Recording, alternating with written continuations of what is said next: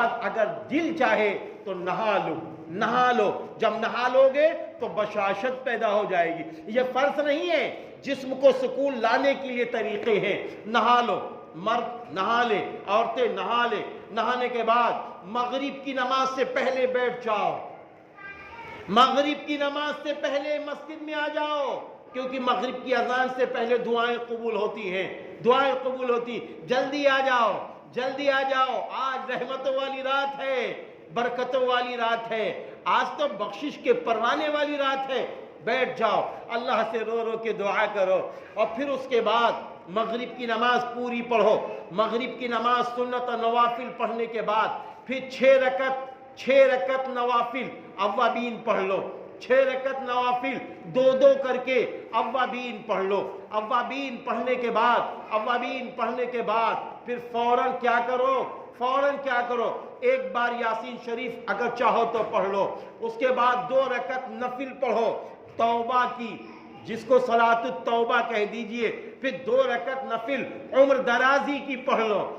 بزرگوں نے کہا، حدیث میں نہیں ہے میرے بھائیو، یہ چیز حدیث میں نہیں ہے، اللہ والوں نے کہا اللہ کی رحمت کو پانے کے لیے سجدوں کو بڑھا لو۔ پھر کیا کرو، 2 رکعت عمر درازی کی پڑھ لو نفل، پھر 2 رکعت نفل کیا ہے، رزق کی روزی کی برکت کے لیے پڑھ لو،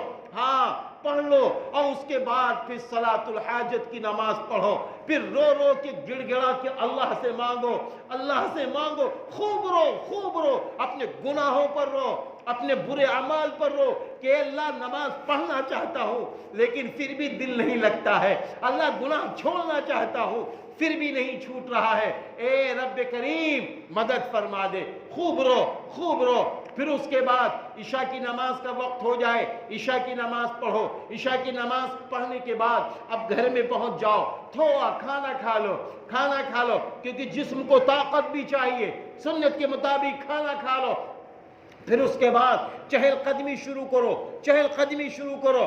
قدمی میں درود پڑھتے رہو، استغفار پڑھتے رہو، پہلا کلمہ پڑھتے رہو، کیونکہ رات کا کھانا کھا کے چہل قدمی ہے، یہ سنت ہے، اور دن کا کھانا کھا کے قیلولہ ہے، یہ سنت ہے۔ اب رات کا کھانا کھا لیا، چہل قدمی شروع کرو، اور پھر اس کے بعد میرے بھائیوں آ جاؤ قرآن پاک کی تلاوت کرو، کیونکہ اماں جان حضرت عائشہ صدیقہ رضی اللہ تعالیٰ عنہ فرماتی ہیں کہ میں نے 15ویں شعبان کو اپنے محبوب کو بستر پہ نہیں دیکھا، میں بے چین ہو گئی، تو آپ فرماتی ہیں میں نے مدینۃ المنورہ کے وہ قبرستان جس کو جنت البقیع کہتے ہیں، اس قبرستان میں میں نے اپنے محبوب نبی کو سب کو دعائے مغفرت کرتے ہوئے میں نے محبوب نبی کو دیکھا کہ سب کے لیے دعائے مغفرت فرما رہے ہیں۔ تو میرے بھائیوں اگر آپ کا جی چاہے تو قبرستانوں میں جاؤ، لیکن شور ہنگامے کے ساتھ نہیں، ایک موٹر سائیکل میں 3 لوگ نہیں، تیز ترات دوڑ رہے ہیں،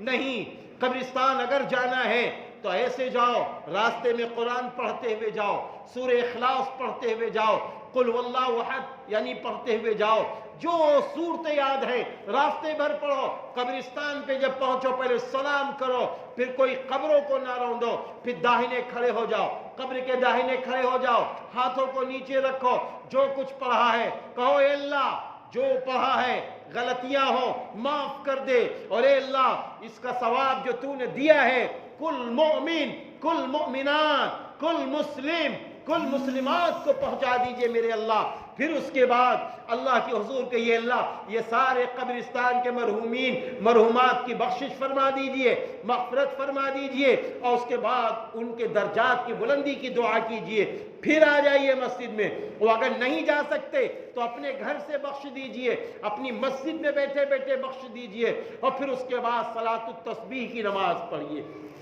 2 رکعت کر کے نفل صلاۃ التسبیح کی نماز پڑھیے، پھر اس کے بعد دعا کیجئے، خوب روئیے، اپنے لیے، خاندان کے لیے، سارے انسانوں کے لیے اللہ سے دعا کیجئے۔ پھر اس کے بعد تہجد کا وقت آ جائے گا، کیونکہ یہ لمبے ذکر و اذکار چلتے ہیں، تہجد کی نماز پڑھو، اور پھر تہجد کی نماز پڑھنے کے بعد پھر روزہ رکھنے کی نیت کرو، سحری کھاؤ۔ 15ویں شعبان کی روزے کی بڑی فضیلت ہے، اس لیے اس روزے کو نہ چھوڑو میرے بھائیوں۔ آپ صلی اللہ علیہ وسلم خود بھی روزہ رکھتے تھے، اور صحابہ کرام رضی اللہ عنہم اجمعین سے بھی فرماتے تھے 15ویں شعبان کا روزہ رکھو، اس لیے اس کو روزہ رکھو، اور روزہ رکھنے کے بعد پھر میرے بھائی فجر کی نماز پڑھے بغیر سونا نہیں، ورنہ پوری رات کا عبادت کا ثواب فرض کے آگے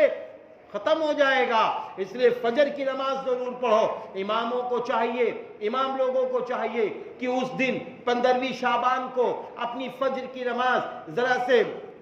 تھوڑی سی جلدی کر لیں۔ جب وقت ہو جاتا ہے نا، ایک ہوتا ہے ہمارے امام صاحب رحمۃ اللہ علیہ کے نزدیک یہ ہے کہ فجر کی نماز آخری وقت میں پڑھنا افضل ہے، لیکن اس دن ذرا سے پہلے کر لو، کیونکہ لوگ پوری رات کے جگے ہوئے ہیں، لوگ پوری رات کے جگے ہوئے ہیں۔ رات ہی میں اعلان کر دو عشاء میں کہ انشاءاللہ کل فجر کی نماز 20 منٹ پہلے انشاءاللہ ہو جائے گی، تاکہ لوگوں کو راحت مل جائے۔ پھر اس نماز پڑھ کے جاؤ گھر پہ، اگر جی چاہے تو اور عبادت کرو، ورنہ سونا چاہے تو سو جاؤ، سو جاؤ میرے بھائیوں۔ اس طرح رات اگر ہم گزار لے گئے اللہ کے سامنے دعا و مناجات کے ساتھ، یہی ہماری بہنیں عمل کریں، یہی ہمارے بھائی لوگ عمل کریں، تو انشاءاللہ بڑا نفع ملے گا، بڑا نفع ملے گا، ساری مصیبتیں ٹلیں گی، اللہ کی مدد آ جائے گی، کیونکہ دینے والا اللہ ہے، دینے والا اللہ ہے، ہر چیز کا مالک اللہ ہے۔ اللہ رب العزت ہم سب کی مدد فرمائے، آنے والے شعبان میں ہم سب کی بخشش فرمائے۔